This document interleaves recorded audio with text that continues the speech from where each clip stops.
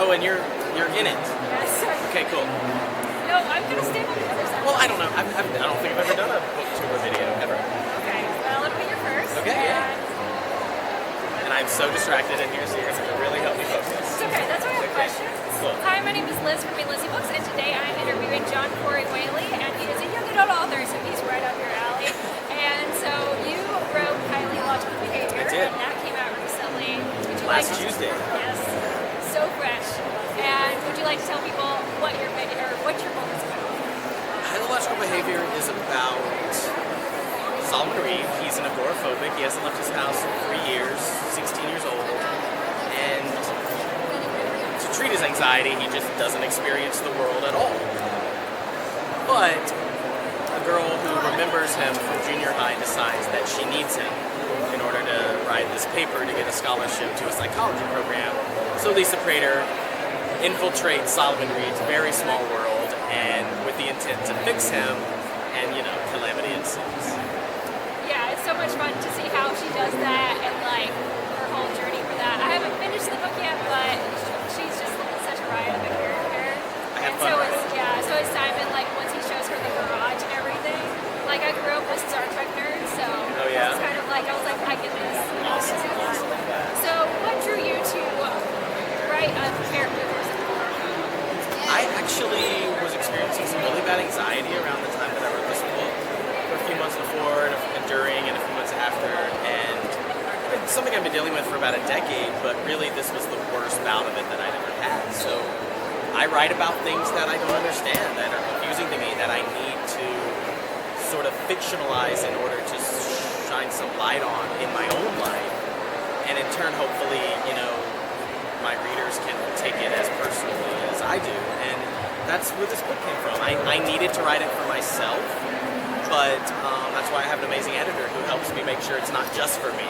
Yeah, it's nice that because you hear people say all the time books help you empathize, and I feel like that's never happened with books. Yeah. I've never experienced agoraphobia or I felt like social anxiety or something. It's not something that I encounter a lot. Right. But it's really cool. So the characters in these books are rather intelligent and aren't afraid to express their love for Star Trek, The Next Generation, and games. Were these things that you're interested in, or are these just things that came about when you were developing these characters? It's a mixture, to be honest. Yeah. I was a huge Star Trek The Next Generation fan when I was probably in middle school. I had all the action figures. I watched it every night because they would play the reruns and everything. And I loved it. I loved I loved science fiction a lot more when I was younger, actually. But when it came to writing Solomon, he's agoraphobic, so he doesn't leave his home. I needed him to have something. I needed him to be able to do something.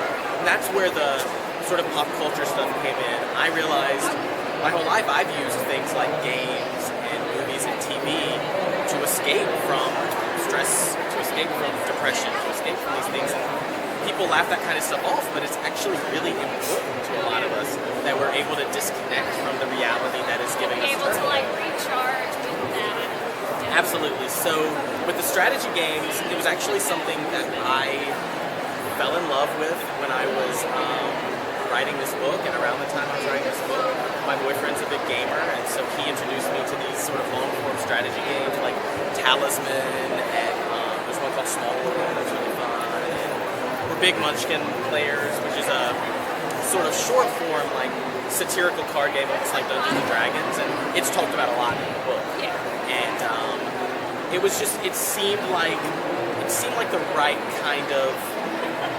the right kind of things for Solomon and his friends to sort of connect over, because for me personally, they mean a lot. So if you could take these characters out to a restaurant or have brought in, what restaurant would you have them experience?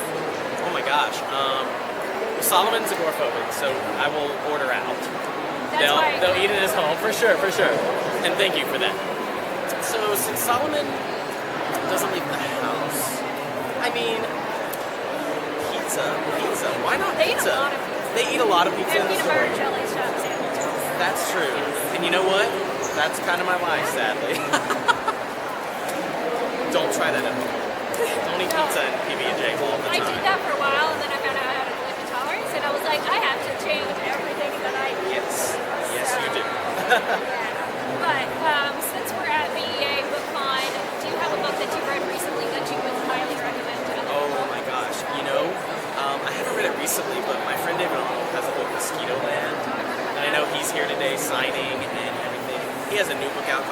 appetite. I just got it at my house. I'm starting it. It looks really good. It's beautiful, like everything that guy writes, and so